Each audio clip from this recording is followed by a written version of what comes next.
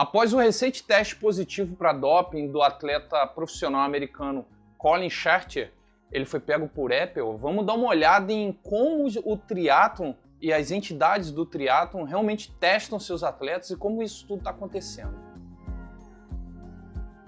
A Agência Mundial Antidoping, WADA, estabelece as políticas antidoping no esporte global, todos os esportes. A maioria dos esportes aderem a esse código. Basicamente, todos os esportes que estão presentes nas Olimpíadas, eles estão subordinados a essa entidade, a WADA. Isso significa que eles seguem protocolos estabelecidos para a realização dos testes, usam laboratórios credenciados pela WADA para analisar as amostras e também para controlar os resultados. Então, por exemplo, no caso desse atleta que eu citei, ele é um triatleta de longa distância, a Ironman realizou um teste fora da competição que retornou um resultado positivo para a droga proibida, que aumenta a produção de glóbulos vermelhos, no caso o EPO. Basicamente, existem duas maneiras principais para fazer o antidoping. A primeira é o teste de droga em competição, onde o profissional ou amador concorda em ser testado antes ou depois de uma prova. Isso não significa que haverá testes em todos os eventos e nem indica quem será testado.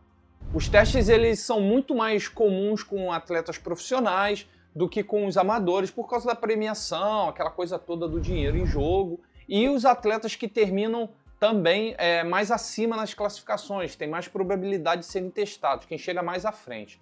E também vai depender da organização da prova e de quão importante é essa prova diante do calendário da temporada. Então, por exemplo, é mais provável ter mais testes antidoping, tanto para profissional como amador, no Campeonato Mundial do Ironman do que no Ironman 70.3 do Vietnã, que nem profissional muitas vezes vão participar. A outra maneira de testar os atletas é com testes fora da competição. Nesse caso, um oficial de controle de doping é enviado para casa ou para onde o atleta treina para coletar a amostra de sangue ou urina, ou os dois ao mesmo tempo, mas isso sem aviso prévio. O fiscal chega e o atleta tem de estar no local onde ele mantém informado que vai estar sempre. Os triatletas são geralmente testados para sangue ou urina ou ambos. E a amostra é dividida em uma amostra A e uma amostra B enviada para o laboratório credenciado, para que a amostra A seja testada e a amostra B vai ser armazenada para uma contraprova futura.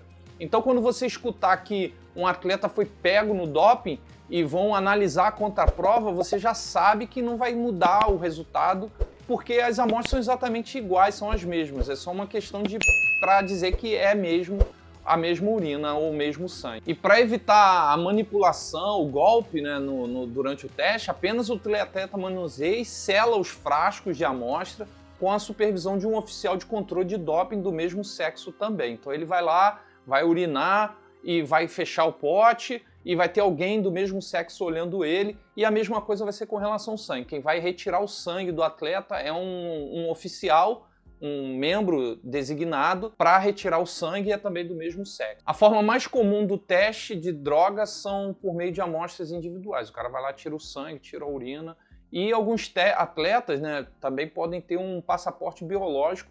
Aí, nesse caso, é só os atletas profissionais. Eu desconheço isso sendo usado para atletas amadores. E isso é uma análise contínua dos valores sanguíneos do atleta. Os itens que são analisados, eles são observados por um período mais longo. Então isso significa que qualquer mudança repentina e brusca nos padrões de leitura do sangue do atleta vai acender uma luz vermelha lá na WADA e vai sinalizar que algo errado ou fora das regras está acontecendo ou sendo feito. Então o atleta vai passar a ser investigado. Muitos triatletas amadores podem não estar cientes, mas quando você se inscreve para um evento como o Ironman, você também concorda em ser testado para drogas, e caso a organização considere necessário, você vai ser testado. Não tem essa de que vai escapar. Mas na prática isso raramente acontece, exceto em eventos como o Campeonato Mundial, como eu citei anteriormente, ou provas de maior expressão a nível do calendário mundial. Eu particularmente desconheço a aplicação de testes em atletas amadores em provas locais